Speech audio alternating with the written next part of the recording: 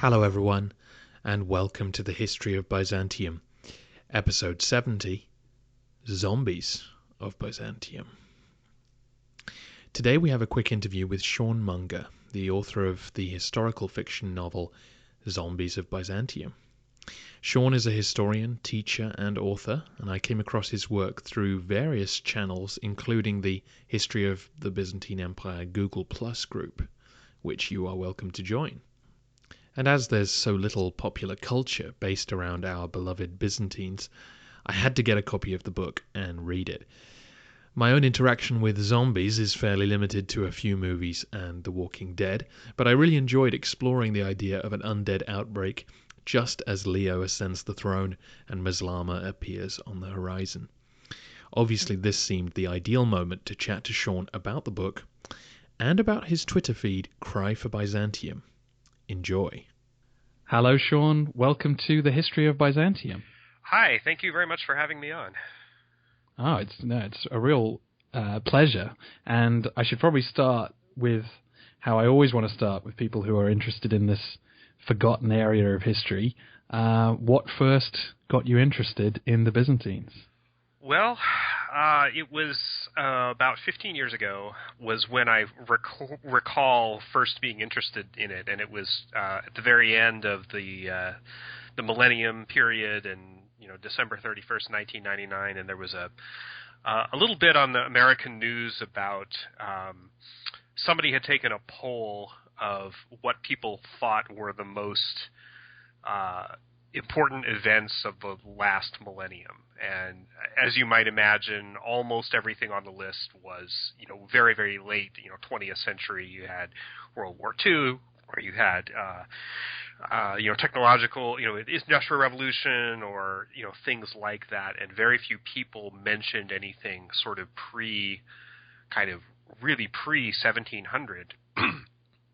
And I noticed something was, I thought it was strange that no one mentioned. I don't think it was just lay people who responded to this poll, but I thought it was very strange that the fall of Constantinople was not mentioned by some people who had at least some background in history as one of the most important events.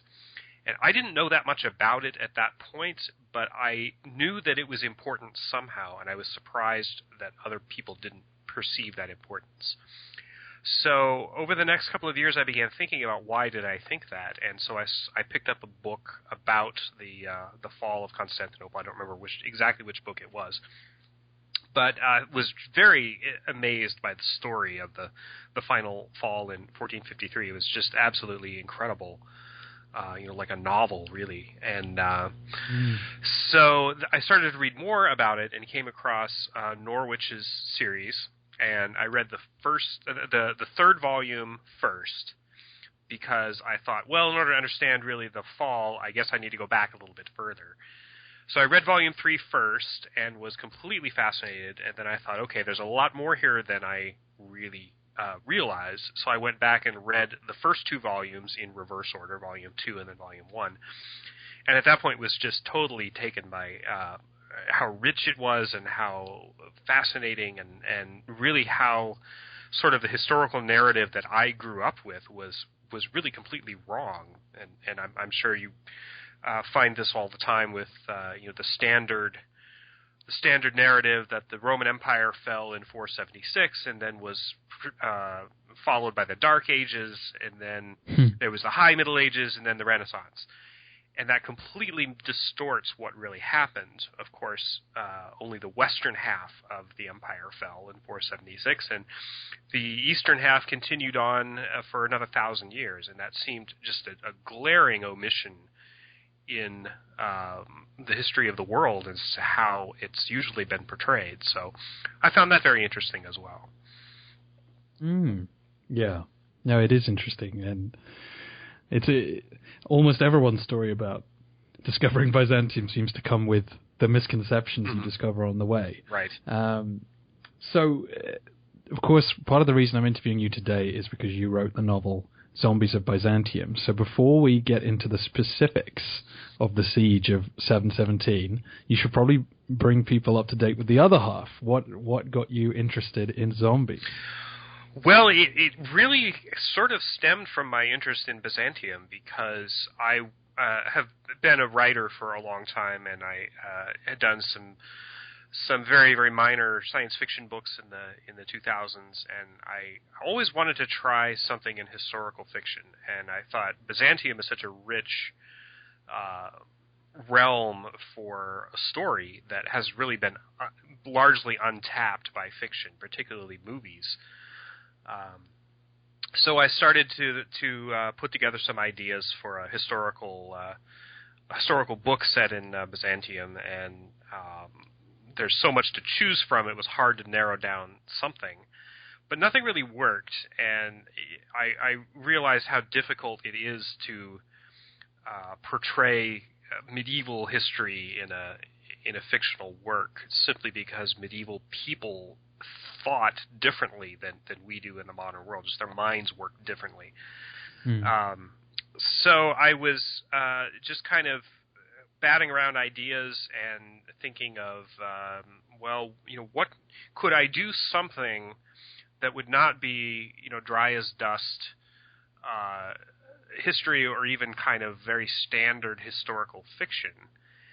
And so I thought about, what's commonly called a mashup of, doing something in a historical realm, but in a new way, combining it with something new or modern. And although I'm not, I am obviously a horror fan and grew up with horror movies to some extent. It was never really my mainstay. But I started to think about zombies and how popular they were and how interesting kind of the idea was. So I started thinking, well, what about zombies in Byzantium? How would that work? I mean, we've had most zombie stories are, the classic paradigm is it's some kind of urban setting in the modern day, and there's a zombie outbreak, and the story is usually about this, hardy band of survivors that, is trying to hold out in this city that's been totally taken over by zombies. And I thought, well, that could absolutely work in Constantinople in Byzantine times, so why not? That would be and it would be very interesting to do a zombie story without your typical tropes like, the tanks and the helicopters and the machine guns and, things like that. And if you had only swords and crossbows and things like that to hold off a zombie horde, how would you do it? And so I started to kind of think about that, and that went in some interesting directions too. One of the most interesting ones, I think, being kind of a theological direction, and this is some horror fans have picked this up, but they usually don't hit it that hard, where a zombie outbreak would be interpreted in Byzantine culture as theologically. They would think about, what has God done to punish us? What, is it about icons, or is it about, whatever it is that they happen to be arguing about at whatever point in their history. So I thought that would be a real interesting element and an interesting way to kind of see a zombie outbreak through the lens of kind of a medieval worldview. And so far as I know, that hadn't really been done before. So that was really the genesis of it. I mean, that was definitely one of the most interesting parts of the book for me, without spoiling too many details. But the fact that the characters do indeed, think, okay, what, how do we interpret these creatures, who appear to be dead but walking, and as you say, see it entirely through a Christian lens. And why wouldn't they? In a way, it kind of lives up to, the hyperbole of a sermon about hell and bad things. Kind of, there's almost a kind of, this is not as unusual as you might think. Sure. So I really like that angle. But what put you on course to set the story during the siege of 717? Well, it was sort of a process of elimination, really. There's so many fascinating aspects of Byzantine history and so many really great epic things to choose from. Obviously, I needed, if I'm going to write a book, I needed something that was going to be, a big set piece, a big, like if you're making an action movie, this is the big finale where you have all the explosions and the special effects. So you got to have something that's kind of a crowd pleaser. And so that sort of whittled me down to, a dozen or so, major battles or sieges or something that was very, visually spectacular or something, very exciting. So I started, and of course there's been many, many sieges of Constantinople over the course of its history. But I decided early on, even when I decided to do the zombie angle, that really the book needs to be about human conflict. Because so many zombie stories, particularly the ones that aren't really that well thought out, are basically like a group of people versus zombies, and that's the whole conflict of the plot. And I thought that would be a really missed chance, because the best way I thought to use the zombies in the story was to take an existing human conflict with real human characters about real things, and then add the zombies in as a complicating factor to why it's now suddenly harder to solve that conflict. So, and thinking through the theological aspects, obviously iconoclasm sort of stands out. So I started looking at sieges that occurred within the period of the iconoclast controversy. The natural implication being the zombies, the zombie outbreak, and some people interpret it as, well, this is punishment from God because we allowed icons. Or, the other side would invariably argue, well, no, it's because, we destroyed the icons that God is punishing us. They would co-opt whatever was happening, this disaster, they would co-opt it into their pre-existing theological debate about icons. So that led me pretty naturally to 717, because it really was probably the biggest and most spectacular siege of Constantinople, at least arguably until the final one. It had this iconoclast angle and also this human conflict angle of not merely the iconoclasts kind of fighting amongst themselves, but the sort of the clash of civilizations between Byzantium and the Saracen, the Islamic world. So I thought this event, all of those things converged in a very, very neat way that I thought was a great possibility for a story. And also, I figured basically no one else would think of it. I mean, you don't see a lot of a lot of novels set in the 8th century. Kind of that whole early Middle Ages period is there's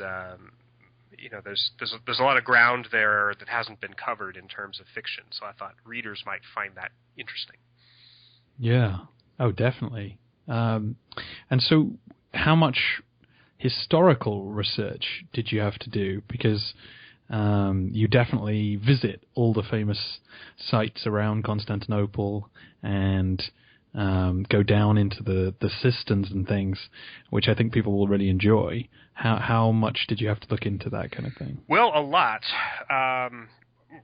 Probably my main resource was the Oxford History of Byzantium, which I'm sure you're familiar with, and certainly probably many of your listeners are familiar with. It's a wonderful resource, one of the most comprehensive, really source guides about Byzantium. So I constantly, as I was writing the book, I constantly had that, all 3 volumes of that next to my computer.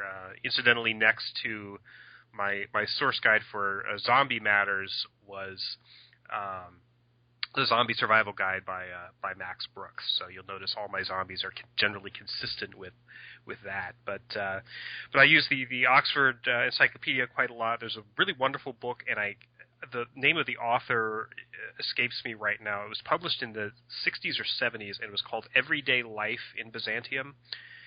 And it was part of a series of books that was put out just describing what like day-to-day life was in various eras of history, and they happened to do one on Byzantium. And it was a wonderful book, and probably my most consulted resource, because it actually told you What did people wear? What did they eat for dinner? What did their clothes look like? What were their clothes made of? What did their furniture look like? Those kinds of things that you need in order to build a real, a convincing world in fiction. I found that book to be absolutely invaluable because almost every other history glosses over that kind of stuff. Like there's a scene in the book where the emperor's eating fish, for example, and this book had virtually a recipe for like the emperor's fish or something that was so detailed, and it's like it was those details I was able to pick out of this really wonderful book. So I use that quite a bit, and then spatially, I'm very geographic in my thinking, and particularly when I'm writing. So I do like to have maps kind of laid out of what Constantinople looked like at that time. There's the wonderful website, was it Byzantium1200.com? I'm sure you're familiar with it. That has all the digital reconstructions, which is one of the most amazing historical websites I've ever seen. So that was very, very heavily used. And in fact, there's some descriptions of places in Constantinople that I'm basically described. I was sitting there at my computer looking at the digital reconstruction and describing it on the page. Was kind of where I got that. So, but it was mostly. The actual events of the siege were fairly straightforward. Once you know what they are, but it's really filling in those other details that make a good story that where the research gets really thick. But it was a fun process. Well, that's great, and I like that the Byzantium 1200 website is a brilliant resource for all of us. Well, to spoil one detail of the book, as you mentioned food, you give the Emperor Leo a taste for pistachios. Yes. Where did that come from? Well, I made that up. I consulted pretty much everything I could find about Leo because I decided early on that he had to be a prominent character, and he also had to kind of be the villain. I mean, if there's a human villain, he's it. Even though he kind of it's ambiguous whether he's really good or bad. But there's not really much written on his personality, what he was like as a person, although you can kind of guess, certainly from the historical events, that he was obviously very intelligent and very audacious in his kind of strategic thinking. So that got me imagining, well, what kind of the other detail that we know from the historical sources is that he was ugly. So that got me thinking, what would his personality be like of this very physically ugly kind of trollish little guy who's very smart, very conniving, really brilliant at politics, a pretty good military commander? What would he be like as a person just to talk to face? And so I started to think that it would be interesting if he was a little bit absurd.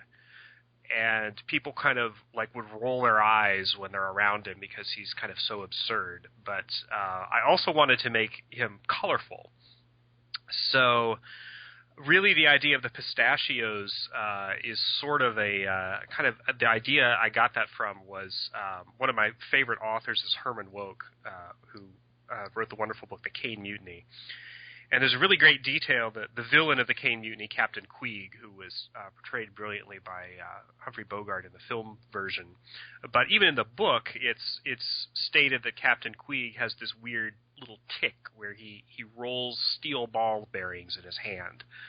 And everyone who meets him is annoyed by his habit of continually doing this. And so I thought, okay, the Emperor needs a habit kind of like that.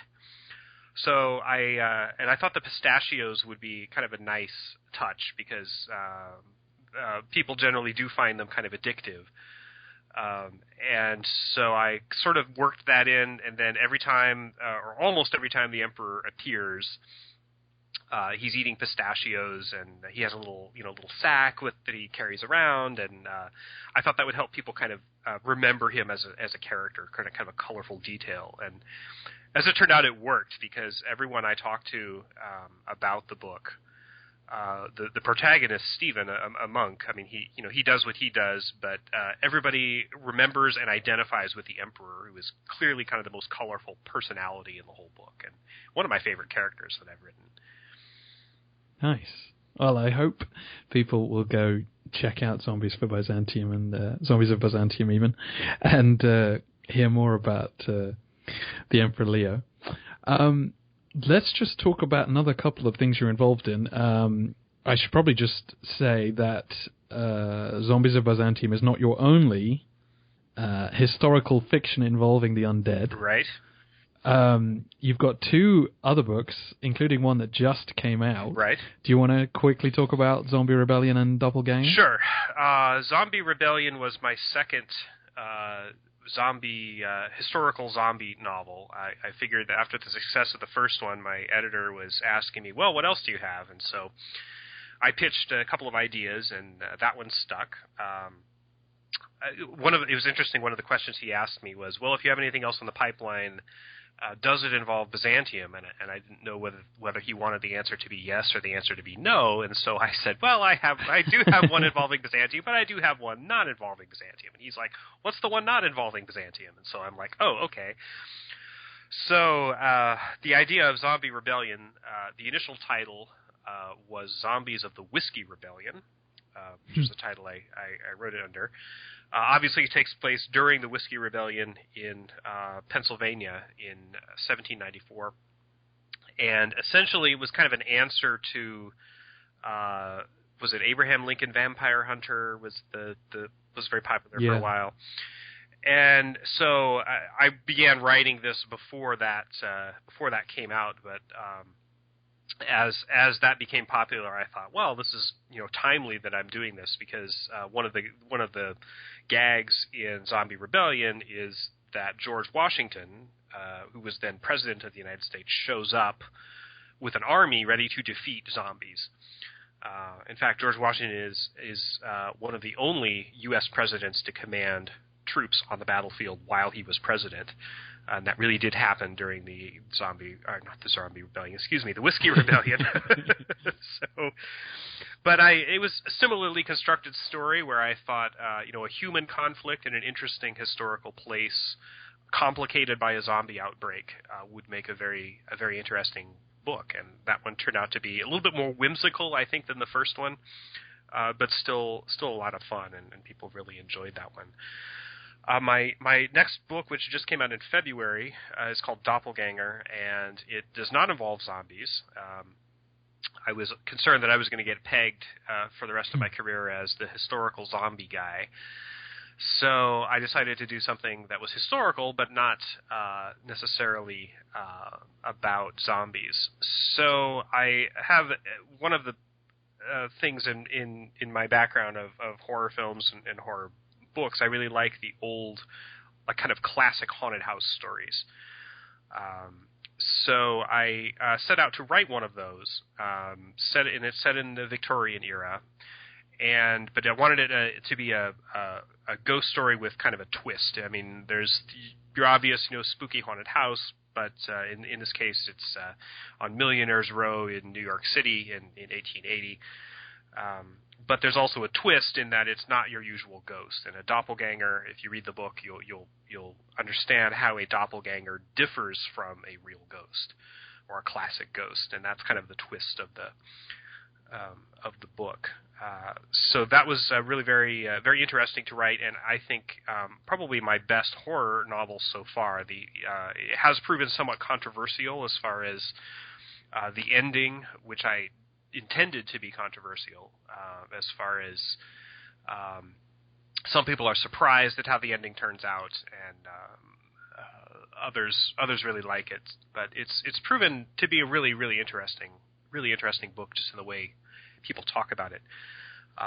I also have another horror book coming out in December, and that is called The Rats of Midnight, and it's a little bit less historical. It's set in Portland, Oregon, during the height of the dot-com boom in 1999 and 2000, and involves sort of high finance and rats, a human sacrifice cult based on rats.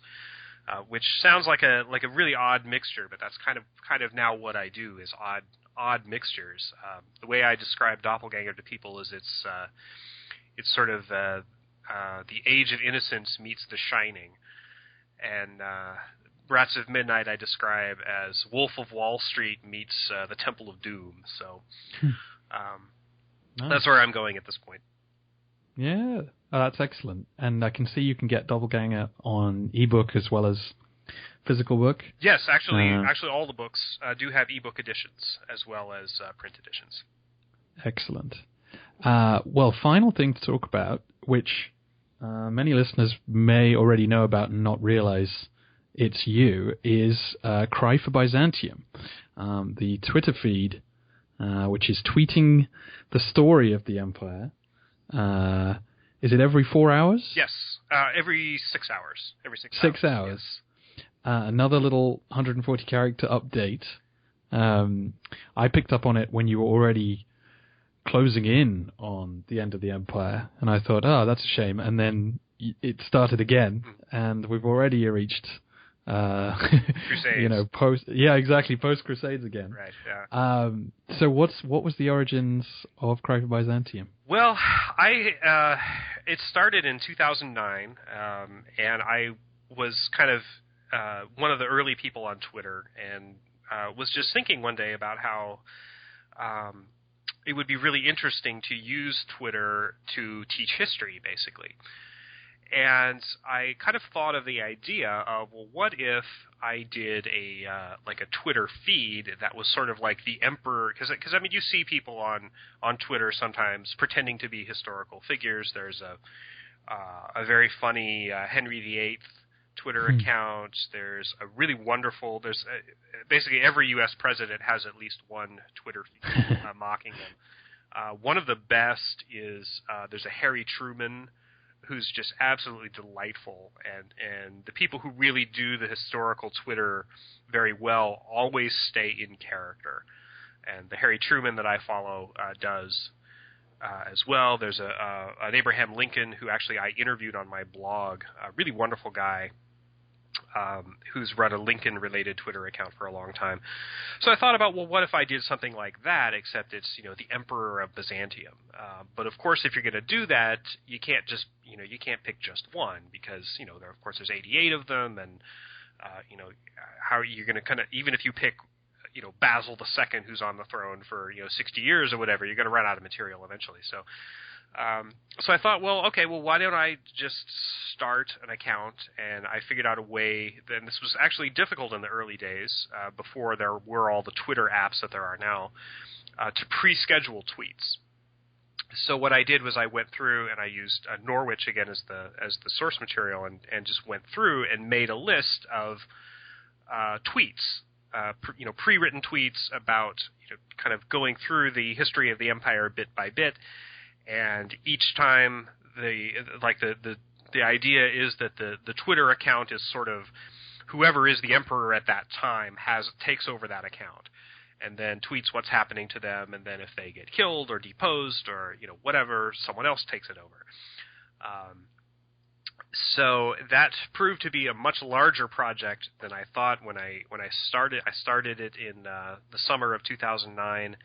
And finished in early 2013, and I don't remember exactly how many tweets that was. It was several thousand, and that was about the time that you tuned in. And I had people saying toward the end, oh, this is terrible. This is you're reaching the end of the empire. I really enjoy this feed. Are you going to continue on into the Turkish era, or what are you going to do? And so I decided, well, I have all the tweets saved, so I'll just basically reboot and kind of restart from the beginning, which is what I did. So, and now I'm glad I did that, because now I have many more followers than I did when I first started the account 6 years ago, and a lot of people really enjoy it. I get a number. I don't respond to a lot of people on it, but I do sometimes, and many people have tweeted at me various things, either comedic or thank you for doing this, or sometimes arguing about a point of history, but it's also meant to be kind of lighthearted. I mean, many of the tweets are sort of humorous or have kind of sort of a snarky feel to them. Yeah. No, it's a very interesting new place to go to stimulate interest in history. I can see I've got 61 followers who are also following at Cry for Byzantium. Oh. Hopefully more people will listen to this and go along. So at Cry for Byzantium, and check out what's going on there. Sean, thank you so much for coming on the podcast. It's been really interesting. I hope people will check out the book, check out the Twitter feed, and that you'll keep writing interesting things as time goes on. Great. Well, I appreciate the opportunity. I hope you enjoyed the interview.